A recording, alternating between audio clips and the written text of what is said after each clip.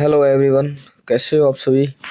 उम्मीद करते हैं आप सभी बढ़िया होंगे, अच्छे से अपनी बैंकिंग प्रिपरेशन में लगे हुए होंगे। आगे जो आपका टारगेट है वो फ़िलहाल IBPS, RRB, OA और ऑफिसर स्केल 1 का टारगेट होगा, जिसमें अभी आपके पास 5 या 6 महीने का समय और है। अच्छे से आप अपनी तैयारी करते रहिए, प्रिपरेशन जो है अच्छे से करते रहिए। कुछ कैंडिडेट मेरी जैसे ऐसे हैं जो लंबे समय से प्रिपरेशन कर रहे हैं लेकिन मॉक टेस्ट में स्कोर नहीं आता। तो इस वीडियो में आपको बता रहा हूँ कि मॉक टेस्ट का स्कोर जो है आपको किस प्रकार से इंक्रीज करना है। हालांकि आपने अपना जो बेसिक है वो क्लियर कर रखा है, लेकिन मॉक टेस्ट के दौरान जब आप मॉक टेस्ट कर रहे होते हैं उस समय आपसे वो क्वेश्चन नहीं बन पाते, लेकिन जैसे ही मॉक टेस्ट सबमिट करते हैं और बाद में उस क्वेश्चन को करके देखते हैं तो आपसे वो हो जाता है। तो ऐसा मेरे साथ भी होता था, लेकिन अभी जो मेरा मॉक टेस्ट में स्कोर आता है, मैंने RRB OA का मॉक टेस्ट दिया था अभी कुछ टाइम पहले, मैं आपको दिखा देता हूँ। पहले मेरा भी स्कोर जो है वो 30, 32 RRB OA का जो स्कोर वो आता था, और अभी जो है स्कोर आपके सामने ये देखिए, और परसेंटाइल जो है ये है। और कई बार क्या होता है कि मॉक टेस्ट का जो लेवल होता है वो भी हाई होता है। हाई होने की वजह से स्कोर का मतलब आपको ये परसेंटाइल देखना है। परसेंटाइल यदि आपके 85% से अबव आ रहा है, इसका मतलब आपका परसेंटाइल बहुत अच्छा है। जो आपका मॉक टेस्ट में जो आपका स्कोर आया वो बहुत ही अच्छा है, फिर आपको टेंशन लेने की ज़रूरत नहीं है। लेकिन 85 से अबव आना ही चाहिए, हमेशा ये ध्यान रखिएगा। परसेंटाइल ये बताता है कि जितने कैंडिडेट्स ने ये मॉक दिया है उसमें जो आपकी रैंक है उसका परसेंटाइल क्या है।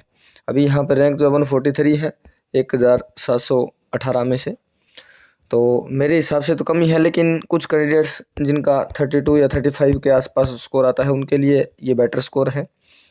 और जो RRB OA की जो कट ऑफ जाती है वो 70 या फिर 73 भी जाती है। मैंने RRB OA के जो 2 प्रीलिम्स क्वालिफाई किए, मेंस अभी तक मेरा नहीं हो पाया है, लेकिन 2021 और 2022 का जो प्रीलिम्स है वो क्वालिफाई किया है।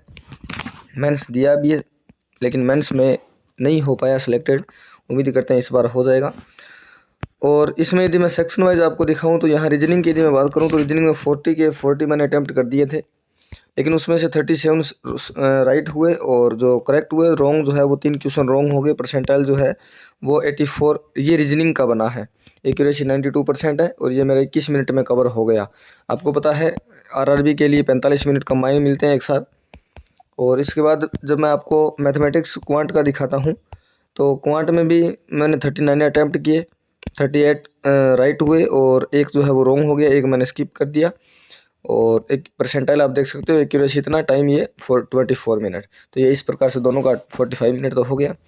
अभी जिनका स्कोर इंक्रीज नहीं हो रहा है उनको काम ये करना है कि आप जो मॉक लगा रहे हो उस मॉक का, पहले गलती मैं भी यही करता था कि मॉक दे देता था और उस मॉक में 32 या 33 स्कोर आ जाता था, उसके बाद उसको छोड़ देता था।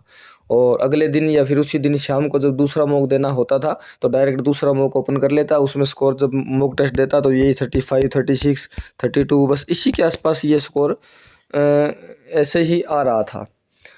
लेकिन यहाँ पर आपको ध्यान ये रखना है कि जैसे ही आपने मॉक दे दिया, आपका जितना स्कोर आया है उतने में आपको निराश होने की आवश्यकता नहीं, लेकिन उस मॉक में जो क्वेश्चन आपके रॉन्ग हो गए और जो क्वेश्चन आपने स्किप कर दिए उन क्वेश्चनों का सॉल्यूशन करना आपको बहुत ज़्यादा ज़रूरी है। चाहे उसमें आपको 5 मिनट लगे चाहे 4 मिनट लगे, उनका सॉल्यूशन करना बहुत ज़्यादा ज़रूरी है। और सॉल्यूशन आप यदि अपने बेसिक मेथड से करते हो तो बहुत ही अच्छा है, वरना जो जिस एप्लीकेशन का आप यूज़ कर रहे हो मॉक टेस्ट के लिए, जिस मॉक टेस्ट का यूज़ कर रहे हो उसमें सॉल्यूशन दिया हुआ होता है, उस सॉल्यूशन को समझकर भी आप सॉल्यूशन उस क्वेश्चन के लिए सीख सकते हो। लेकिन विशेष रूप से ध्यान आपको ये रखना है कि आपने जो मॉक टेस्ट दिया है उसमें जो क्वेश्चन आपके स्किप हुए हैं और जो क्वेश्चन आपके रॉन्ग हुए हैं उन दोनों का एनालिसिस करना बहुत ज़रूरी है। उन दोनों को दोबारा से आपको करना बहुत ज़्यादा ज़रूरी है। जो क्वेश्चन आपके सही है उनको यदि आप ध्यान नहीं देते तो कोई बात नहीं, उनको दोबारा देखना भी नहीं है, लेकिन जो रॉन्ग हुए और जो स्किप हुए उनको करना बहुत ज़्यादा ज़रूरी है। ये आपको हर मॉक टेस्ट में करना है। और जैसे ही आप यदि 5 से 10 मॉक टेस्ट के बीच में ऐसा काम करते हैं तो धीरे धीरे ग्रेजुअली आपका जो स्कोर है वो इंक्रीज होने लग जाएगा, ऐसा 100% गारंटी है। और मेरा जो मॉक टेस्ट आने का जो कारण है, मॉक टेस्ट में जो स्कोर आने का कारण है वो यही है। आपको नेक्स्ट वीडियो में मेरे जो प्रीवियस जो मॉक मैं देता था, जिसमें डेट भी आपको लिखी हुई मिल जाएगी 2020, 2019, 2021 जो मैंने प्रिपरेशन स्टार्ट की थी उस टाइम के, तो उस समय का स्कोर मैं आपको दिखाऊंगा कि मेरा क्या आता था।